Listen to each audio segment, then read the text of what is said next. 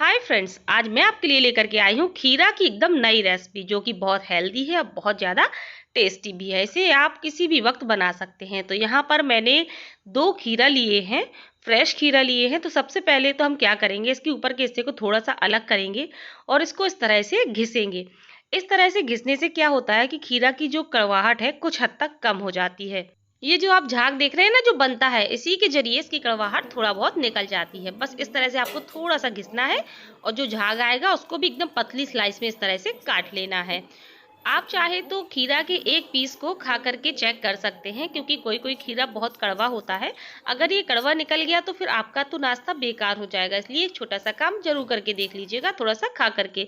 तो यहाँ पर मैंने खीरा को काट लिया है। उसके जो छिलके हैं, आप चाहे तो इन छिलके से इनको पीस करके इसमें थोड़ा सा शहद मिला लीजिए और आपका फेस पैक बन करके तैयार हो जाएगा। इसको आप चेहरे पर लगाइए तो इससे जो झाइयाँ हैं वो खत्म हो जाती हैं और चेहरा काफी फेयर हो जाता है। खीरा त्वचा को ठंडक भी देता है। अब हम क्या करेंगे, कद्दूकस लेंगे और कद्दूकस की मदद से हम खीरा को कद्दूकस कर लेंगे। तो लीजिए, हमने दोनों ही खीरा को कद्दूकस कर लिया है, आप देख सकते हैं। लेकिन अभी जो खीरा है इसमें बहुत सारा रस है जिसको हमें निकालना होगा। तो इसका रस निकालने के लिए बस एक बोल के ऊपर हम रखेंगे एक पतला सा कपड़ा और इसमें हम सभी खीरा को डाल देंगे और इसकी पोटली बना करके इसको अच्छे से हम निचोड़ लेंगे। इससे खीरा का जो रस है वो आसानी से बाहर आ जाएगा। तो आप बिल्कुल हल्के हल्के हाथों से इसको निचोड़ते जाएं और सारा जितना आपको बन जाता है अच्छे से दबाते हुए इसका सारा रस निकाल लीजिए। तो आप देख सकते हैं काफी सारा रस इसमें निकल गया है और जो हमारा खीरा था एकदम ड्राई हो गया है। तो इसको हम प्लेट में निकाल लेते हैं और ये जो रस है इसे आपको फेंकना नहीं है, क्योंकि असली विटामिन तो इसी रस में है। तो इसका भी अभी हम इस्तेमाल करेंगे। अब यहाँ पर एक बर्तन में मैंने लिया है 2 कप गेहूं का आटा। तो ये नाश्ता मैं बहुत ही हेल्दी बनाने वाली हूँ, इसलिए गेहूं का आटा ले रही हूँ। आप यहाँ पर मैदा का इस्तेमाल भी कर सकते हैं। अब 1/4 चम्मच मैंने ली है यहाँ पर अजवाइन। अजवाइन को हम अच्छे से मसलते हुए डालेंगे ताकि इसका फ्लेवर बढ़िया आए। थोड़ी सी हम डालेंगे कलौंजी यानी कि ऑनियन सीड्स। ये दोनों चीजें ही ऑप्शनल है, आप चाहे तो इन दोनों को ही स्किप कर सकते हैं। थोड़ा सा हम डालेंगे नमक और 1 बड़ा चम्मच हम डालेंगे तेल। तो यहाँ पर मैं सरसों के तेल का इस्तेमाल कर रही हूँ, क्योंकि हमारे यहाँ मोस्टली इस तेल का इस्तेमाल किया जाता है। आप जो भी तेल यूज करते हो उसका इस्तेमाल कर सकते हैं। तो 2 कप के हिसाब से 1 बड़ा चम्मच आपको तेल बिल्कुल परफेक्ट है। तो अब हम इसको अच्छे से मसल लेंगे ताकि सभी जगह मिक्स हो जाए। तो मिक्स होने के बाद कुछ ये इस तरह से हो गया। अगर हम इसको दबाकर देखते हैं तो एकदम मुट्ठी में ये बंध रहा है।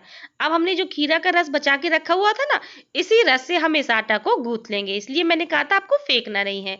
तो लीजिए, 2 कप गेहूं के आटा में मुझे पूरा खीरा का रस लग गया है। अगर आपको लगता है कि कम पड़ गया है तो आप पानी का इस्तेमाल भी कर सकते हैं। तो इस आटा को जो है आपको थोड़ा सा सख्त गूंथना है। क्यों? क्योंकि खीरा की जो स्टफिंग हम बनाएंगे वो थोड़ी सी सॉफ्ट होती है, इसलिए आटा को आपको थोड़ा सा सख्त गूंथना है। अब इस आटा को ढक करके हम 5-10 मिनट के लिए रेस्ट के लिए रख देते हैं, जब तक हम अपनी अगली तैयारी कर लेते हैं। तो यहाँ पर हमने एक पैन लिया है।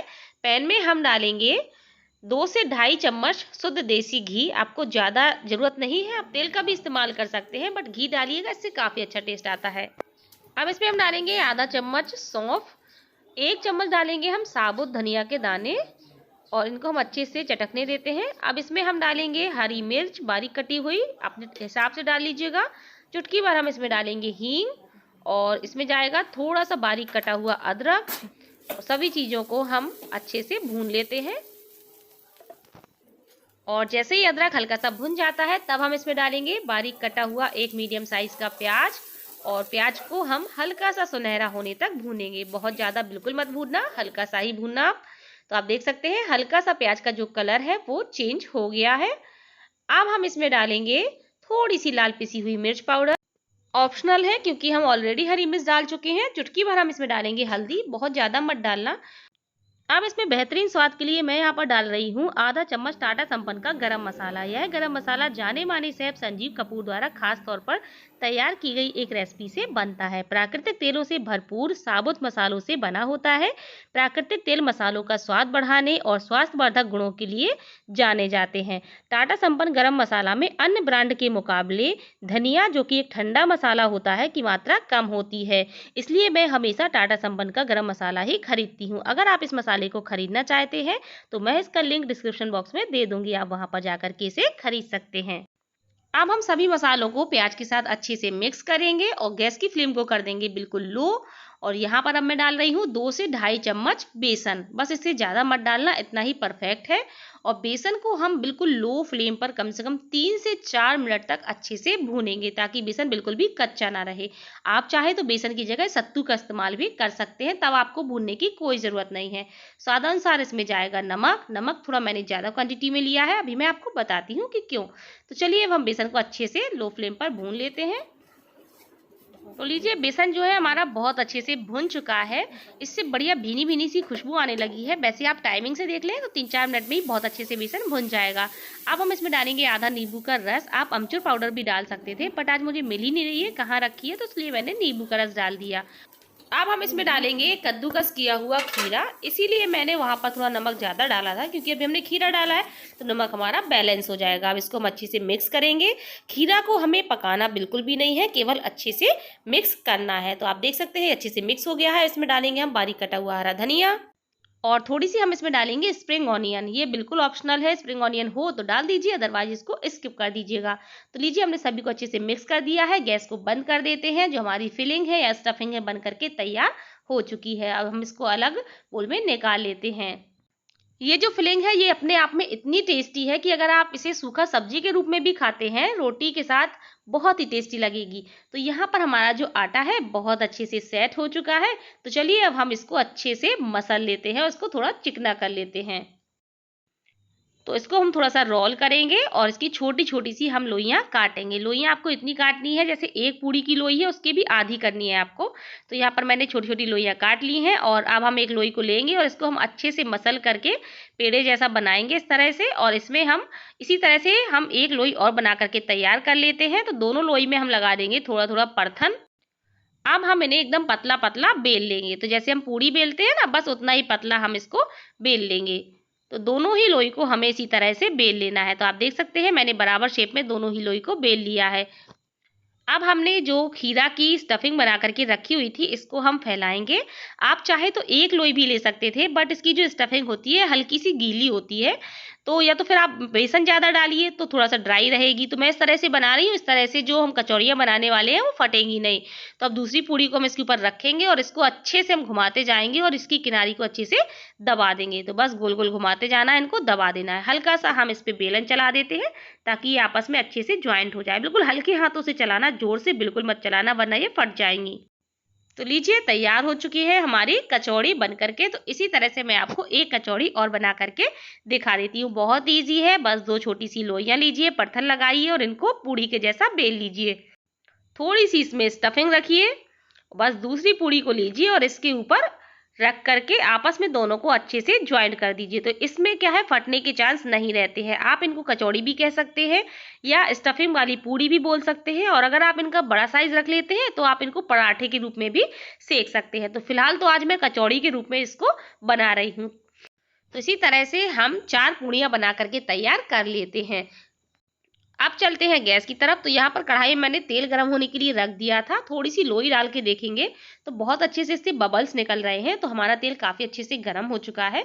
तो इन कचौड़ियों में तेल का अच्छे से गर्म होना जरूरी है, वरना ये तेल को एब्जॉर्ब कर लेती हैं। और अब हम अपनी एक कचौड़ी डालेंगे।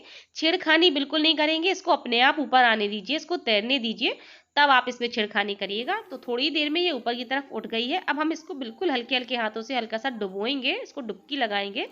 और आप देख सकते हैं ये कितने अच्छे से फूल गई है। अब हम इसको पलट देते हैं और गैस की फ्लेम को मीडियम कर दीजिएगा। बहुत ज़्यादा हाई मत रखना वरना ये बहुत जल्दी ही सिक जाएगी। तो चलिए मीडियम फ्लेम पर हम इसको अच्छे से सुनहरा होने तक सेक लेते हैं। तो ये जो कचौड़ियाँ हैं या स्टफ्ड पूड़ियाँ हैं बहुत ही स्वादिष्ट होती हैं, बहुत ही ज़्यादा हेल्दी होती हैं। तो आप देख सकते हैं इनका कलर जो है चेंज हो गया है। तो चलिए अब हम इस कचौड़ी को निकाल लेते हैं। तो चलिए मैं आपको एक कचौड़ी और तल करके दिखाती हूँ। दूसरी कचौड़ी भी डालेंगे, थोड़ा सा वेट करेंगे, ऊपर तैरने लगेगी, तब हम इसको हल्का हल्का सा प्रेस करेंगे या इसके ऊपर तेल डालेंगे। और बस ये भी अच्छे से फूल आई है। अब हम इसको भी पलट देते हैं और बढ़िया दोनों तरफ सुनहरा होने तक तल लेते हैं। तो लीजिए, ये जो हमारी कचौड़ी है ये भी बहुत अच्छे से फूल चुकी है और बहुत ही क्रिस्पी बनी है। तो चलिए इसको भी हम निकाल लेते हैं। इसी तरह से हम अपनी बकाया की सारी कचौड़ियाँ तल लेते हैं। तो लीजिए, तैयार है हमारी गर्मा गर्म खीरा की बहुत ही हेल्दी और टेस्टी कचौड़ियाँ। इन्हें हमने गेहूं के आटा से बनाया है, आप चाहे तो मैदा से भी बना सकते हैं, वो भी बहुत स्वादिष्ट लगती हैं। तो इस तरह से आप ज़रूर ट्राई करें। तो चलिए मैं आपको एक कचौड़ी तोड़ करके दिखाती हूँ। ये बहुत ही खस्ता बनी है और बहुत ही ज़्यादा स्वादिष्ट है। ये देखिए अंदर बढ़िया गर्मा गर्म खीरा की स्टफिंग जो कि बहुत ही ज़्यादा स्वादिष्ट है। तो आप इन्हें हरी चटनी के साथ भी खा सकते हैं या चाय के साथ भी इनका आनंद ले सकते हैं। रियली फ्रेंड्स बहुत टेस्टी लगती हैं, तो आप भी इस तरह से ज़रूर बनाइएगा। आई होप आपको आज की रेसिपी अच्छी लगी होगी। अगर रेसिपी अच्छी लगी है तो वीडियो को लाइक करें, शेयर करें, हमारे चैनल को सब्सक्राइब करें और अगर आपने अभी तक हमें एफबी पेज पर फॉलो नहीं किया है तो जल्दी से यहाँ पर भी हमें फॉलो कर लीजिएगा। तो चलिए फिर मिलते हैं अपने अगली वीडियो में, तब तक के लिए बाय बाय, टेक केयर।